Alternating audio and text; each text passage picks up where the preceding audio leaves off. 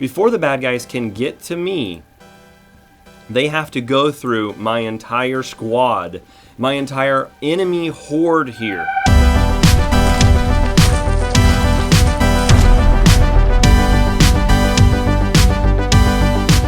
If you like this kind of build and you like what I'm doing here, be sure you guys like this video and do subscribe and turn on notifications whenever I drop these videos. You guys have been awesome so far doing that. Thanks for letting me beg for subscribers. Welcome back to another Pathfinder Kingmaker build. I've been requested by so many people to make this Necromancer build, so this is my take on a Necromancer and Pathfinder Kingmaker. So of course, you guys know I'm going with Elf. The main reason we're going with Elf for this is because you get access to longbows, rapiers, long swords, and short bows. We will be doing a Cleric Herald Caller. I thought about going ASMR, but seriously, for what we're doing here, not having access to the compound bows really kind of dorks up what we're doing here. So of course we're going to go with Elf as usual. I'm going to go with Cleric. The reason I'm going for Herald Caller, let me just call this out right now. Going Herald Caller allows me to, instead of spending a regular spell for the day, so if I have a Cure Light Wounds or any kind of other, I don't know, like a Necromancy spell, I can instantly switch that for a summoning spell for this Necromancer build. I also get Mighty Heralds, which is augment summoning, +4 to strength, +4 to constitution at level 4 instantly. I don't have to get spell focus conjuration first and then grab this. Frees up some feats, and then later on I will get numerous heralds, which I'm going for more of like a Diablo 2 type Necromancer here. We're talking hordes and hordes of monsters. So we're going to go for Herald Caller. Now here's where you guys get to make some choices. I have my own personal one. You can go for Abadar, which then will allow you guys to get the Earth Domain, and at 6th spell level, which I think is like 9th level Cleric, probably wrong on that one. The comment section, of course, will let me know in positive ways. Lets you get Stone Skin as a Cleric, which is pretty awesome. But this build is going to be all around us not getting touched. Thus, we're going to go with Gozra or Gozra because Gozra, if I can right click on it, lets us get the Animal Domain. And the Animal Domain lets us at first level pick Animal Companion. We're going to channel negative energy, which allows us to either deal damage to the living or heal our undead minions. And the domain we're going to take is Animal because at 4th level, I gain an Animal Companion. We will take a 5th level Boon Companion. For me, I think sacrificing that 5th level feat for Boon Companion is really going to help this build out. By the way, guys, I've got this all like written down in papers. So if you guys think I'm just making this up on... I had an Excel sheet, but for some reason it's dorked up. We're going to go with 13 strength just to be able to carry some stuff and to do +1 damage from the beginning with a compound bow. That's the reason the strength's going in here. Dexterity is going to be at 16, which is probably where we're going to leave it. Constitution, I don't like negative ability scores, and that gives us 1 extra HP at the beginning. Intelligence is going to go to 14 for some skill points over here. Check that out. I know that right here it shows that at 12 or even 13 intelligence, I get 4, but you get that at the start, and you want to have those 4 points at 14 always. So if we put it at 13 or if we put it at 12, we're not going to always have these 4 that you see right now. I'm trying to be a lot more descriptive with my videos so that people in the comments don't start flame wars against me or against each other. But that's the reason why we have the intelligence there. It also allows you, if you guys want, to get combat expertise later on. Charisma is going to stay at 10. I know. I had thought about going for 13 to mess with my channeled energy and stuff and doing stuff in there earlier. Honestly, channeled energy at max level 20, you're only going to do 30 damage to people with your channeled energy. And so messing around with this right here for that is not important. We are going to put our wisdom at 17 though. Now, if you don't want to use bows and stuff, an ASMR would be a lot better for this build. But for what I'm doing, using this Cleric with bows, yes, I'm going to go for Trickery. I'm going to go for Persuasion, Perception, and use Magic Device. You guys can pick whatever you want. I like unlocking things. Mobility might be your kind of thing here, but I like unlocking things. I like seeing things. I like winning conversations, and I like using Mage Spell Scroll stuff. Our first level feat is going to be Point Blank Shot because, again, we're doing a ranged Necromancer build, keeping people away from me. So bumping into level 2, we go for Herald Caller. Again, actually, we're going to be going Herald Caller this entire time. I really like doing full builds instead of doing multi-class. Sometimes I like doing multi-class. At level 3, we're grabbing our 3rd level of Herald Caller. Herald, where are you? Right? Like if his name was Harold. That's what I should have named him, but I'm not smart. And we are going to grab Precise Shot here so that we're not taking that -4 penalty on attack roll in melee range. 4th level, of course, we're going to go Cleric. And Animal Companions are up to you right here, guys. There's some things for you guys to look at. The Elk actually gains Powerful Charge, which does an extra 12 damage whenever they charge in. The Leopard also gets Pounce. Not a lot of people look at that. They look at the Smilodon, and they see that it gets a Pounce, which allows it to attack as soon as it charges. And yes, the Smilodon gets 5 attacks, so 1 attack, bite, and 4 claws per round. The Leopard gets 3, but it's also faster, and it has weapon dexterity, or it's got weapon finesse, it's got that dexterity. So it's really up to you guys. I personally, again, I like the Giant Centipede. I thought about using it for a Necromancer build, but it only gets 1 attack per round. The Mastodon's really, really loud, but I'm going to go for Leopard because it's just my favorite, all right? And then, of course, we're going to go into Wisdom here. All of our points are going to go into Wisdom for this build. Mighty Herald. See, we've already got this. We get, every single time we summon, we get +4 Strength and Constitution to that summon. 5th level Cleric is going to be the same thing we always do. And at this feat, we're going to grab Boon Companion, which then makes our Animal Companion just like a Druid's level 1 Animal Companion. 6th level, we're going to go for every single thing we've done. Just going through stuff. We're going to go through feat selection pretty quickly here, guys. 7th level Cleric. The feat we are going to take at level 7 is... Now, this is where you guys get to have some fun, okay? I think I had written it down at level 5 to do Rapid Shot if I wasn't using an Animal Companion, but I am. And so Rapid Shot is your possibility here. Or you can go for Combat Reflexes. And the benefit of Combat Reflexes is allowing you to do extra attacks of opportunities equal to the amount of dexterity modifiers that you have. But I believe Mini Shot, is what we want to go for, requires Rapid Shot. Yeah, it does. So that's why right here I don't do it, because we had to get Boon Companion. We go for Rapid Shot at this level because I want Mini Shot later on. At level 8, of course, we're going to put that Wisdom point right here and grab some more points here. We get our Numerous Heralds here, which gives us, if you're summoning a summon spell that gives you 3 summons, it's going to give you a 4th summon. And that's awesome, okay? So you'll usually roll a 1d3, so possibly you can hit 3. But if you roll a 1, you're still going to get 2, right? So that's good. You're going to at least get 2 summons, if not 4 summons. You can't beat that. And that was free. We didn't have to go.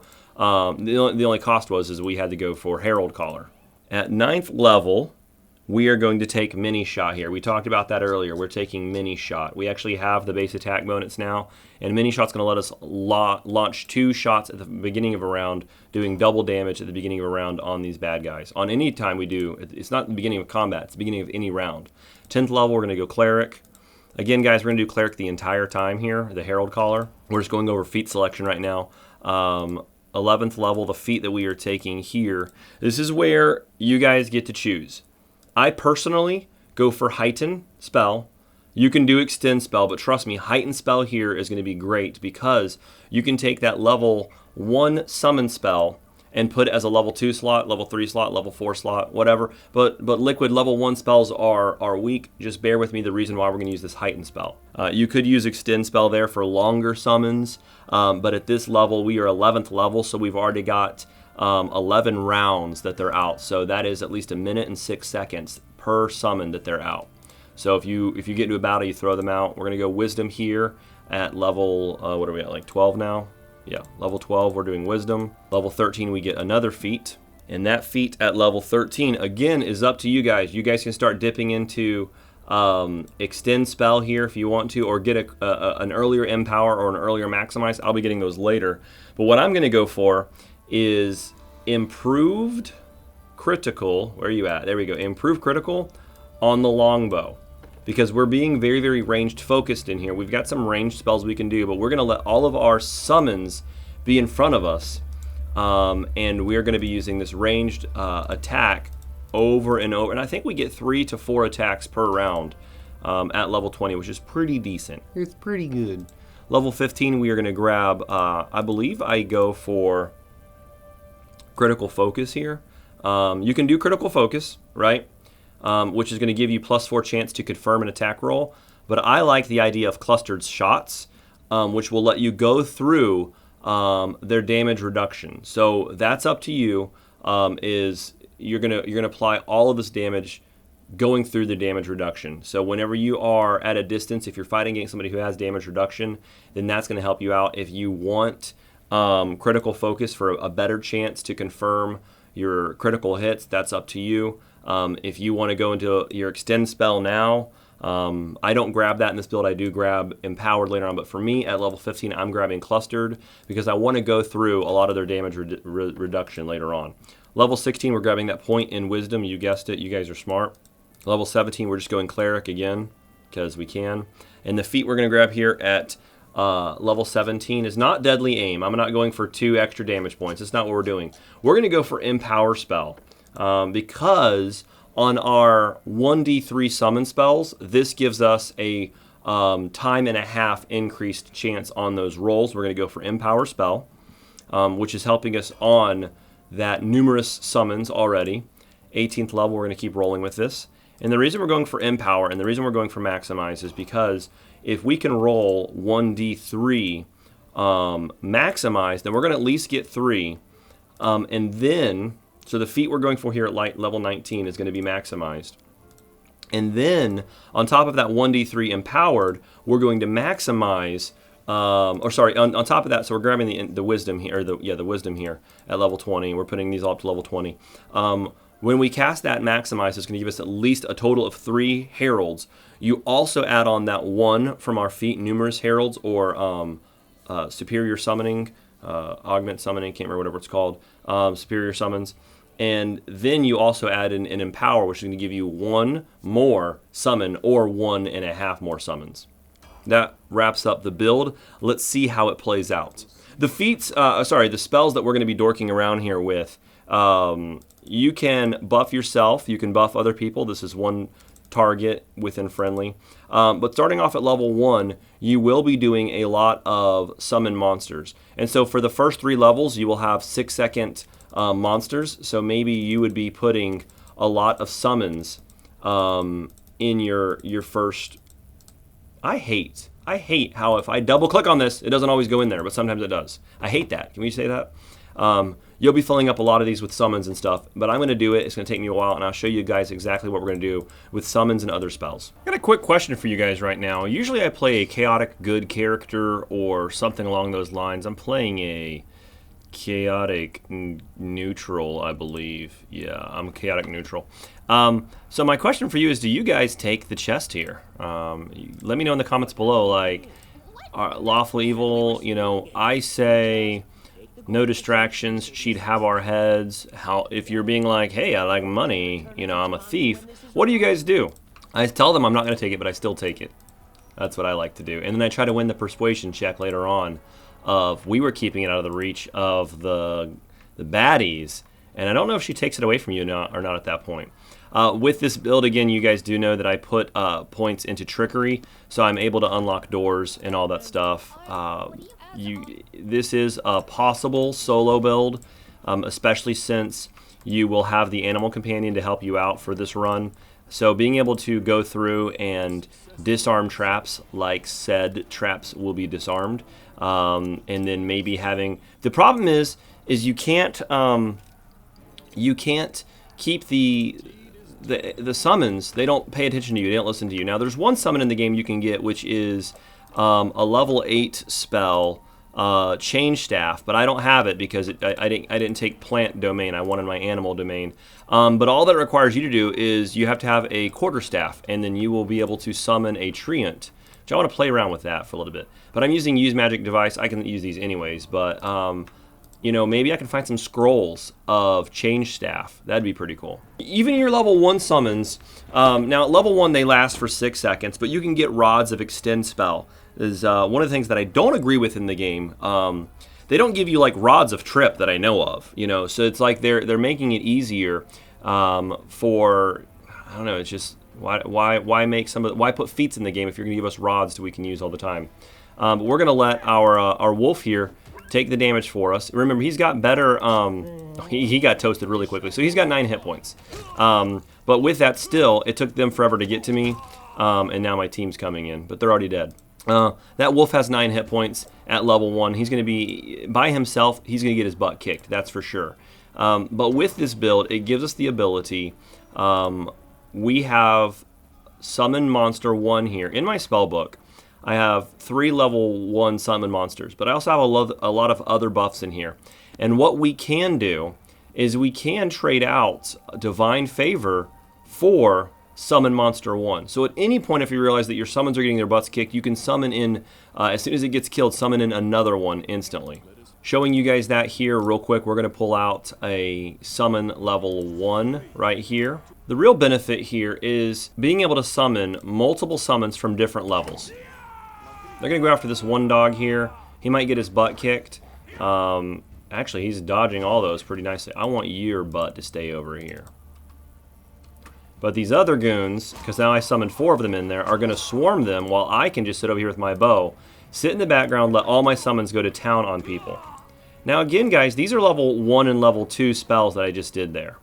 Okay, and that's 5 dogs that I summoned a level 1 summon and a level 5 summon.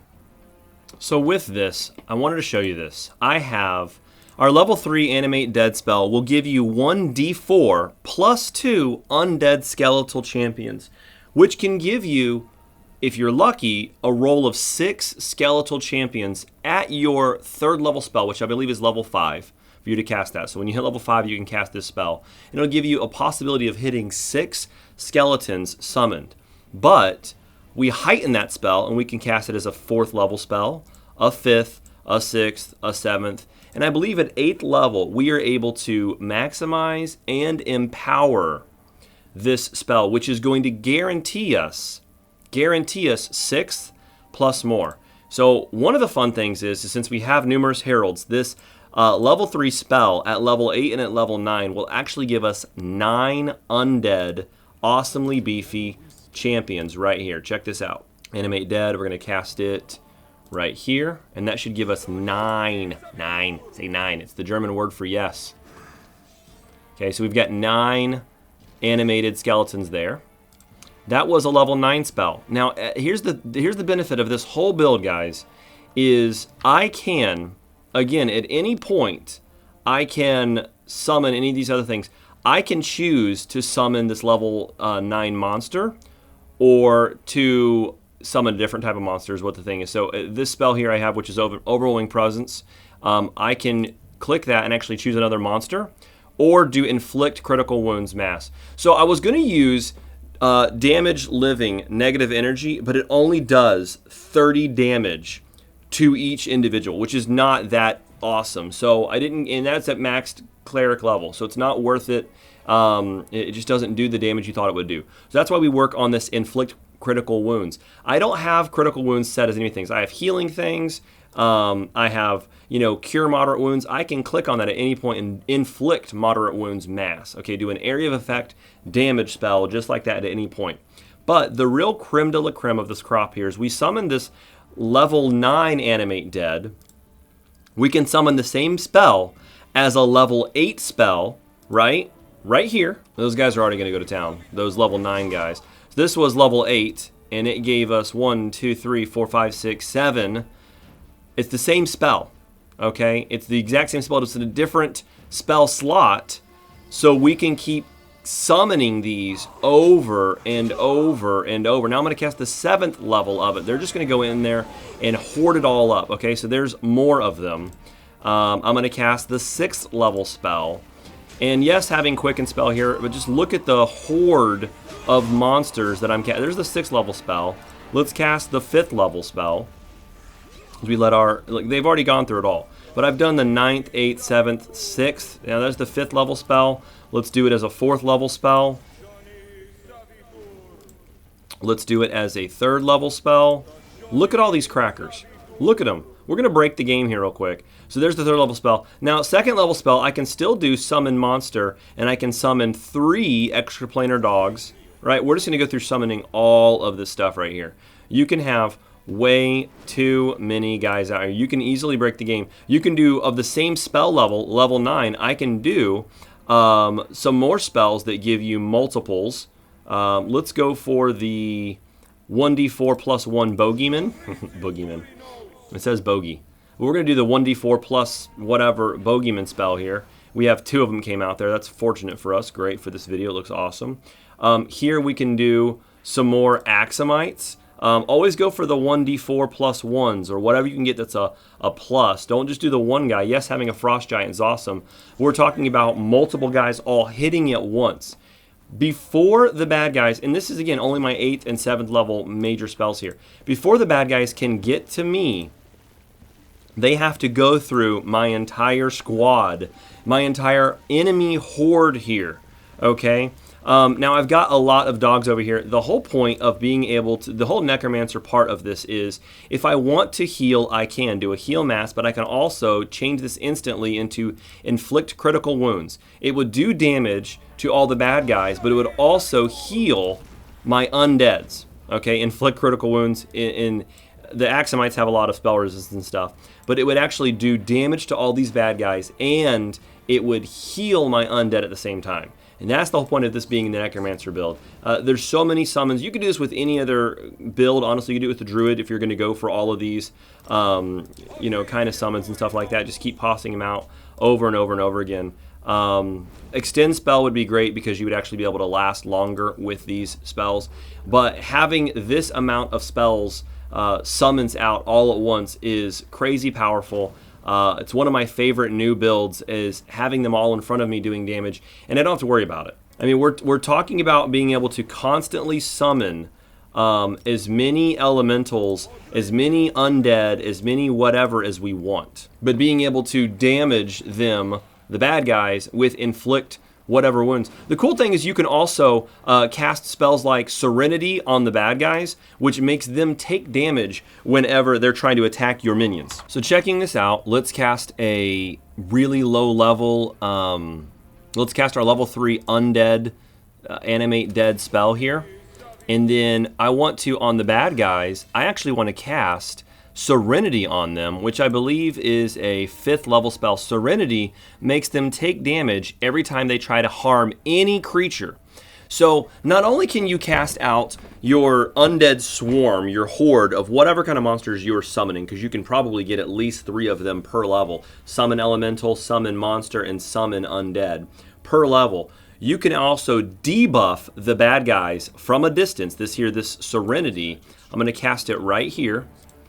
And anytime they try to do damage on me, let's cast this in the right area, please. All right, so they've all been Serenity'd. Anytime they try to do damage to anybody, they're going to take damage themselves right there. See that right there? He took 13 damage. It says Caliph deals 13 damage to... My name's Caliph in this. It says damage source dagger. I'm not wielding a dagger, but it says 3d6 13 magic. He hurt himself when he was trying to attack me. I can put myself on don't attack, artificial intelligence right here, and run around, and they are going to hurt themselves anytime they try to attack me. See right there? Like, they're just going to hurt themselves is the benefit of this. And of course my horde comes in here and kills them. You can use your spells here on all of your guys. You can shield them up. It says one friendly target here. You can shield up your summons. You can buff your summons. You can cast Overwhelming Presence on the bad guys and let your guys go in there. But the whole benefit of this build is, again, I like having versatility. I can cast Frightful Aspect. Anytime they come and attack me, it's going to make them run away. I also get spell resistance with that. I can trade out any of these summons at any time, or any of these cure wounds for inflict wounds or summoning more people. Here, Serenity is awesome. I can also use Burst of Glory, which gives all of my allies +1 to attack rolls and temporary hit points, saves versus fears. I can get Resist or Protection Energy Communal. You can cast Divine Power on yourself, and as you're sitting back there with your bow, it gives you an additional attack at your full base attack, so you're just shooting as many arrows as you need to. There's a lot that you can do inside of this. I wish you can give Divine Power to your little summons and stuff right there. Prayer goes out to you and all of your allies. You can put Magical Vestments on you, or put them on your other summons. If you want to put your entire 3rd slot with just Magical Vestments and buff your summons, that's what you can do inside of this build right here. I love being able to have all of these different... let's summon some Mastodons. Take Saber-Tooth Tiger. Let's summon some Bogeymen. I mean, if we were in a bigger room, of course, we would have a lot more summons here. You always want to go for the 1d4 +1s. You want to roll that chance of having way too many people. Like, I'm still casting the spell. There's just so many people in this room. I wonder what we can do with our graphics processor. How easily can we can summon some more mastodons. Let's use some smilodons in here. Saber-toothed tiger, I choose you. I mean, at a point, they're going to have to come through you and attack you. And so what I would do with this kind of build is... I can't even get past all my stupid mastodons. Look at them following me, guys. Look at them go.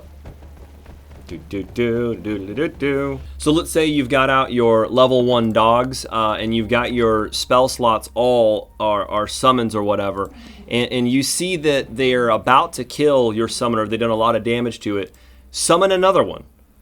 If you see that they're going to kill off your level 2 summons, then summon a level 1 summon. You know, always have something between you and them.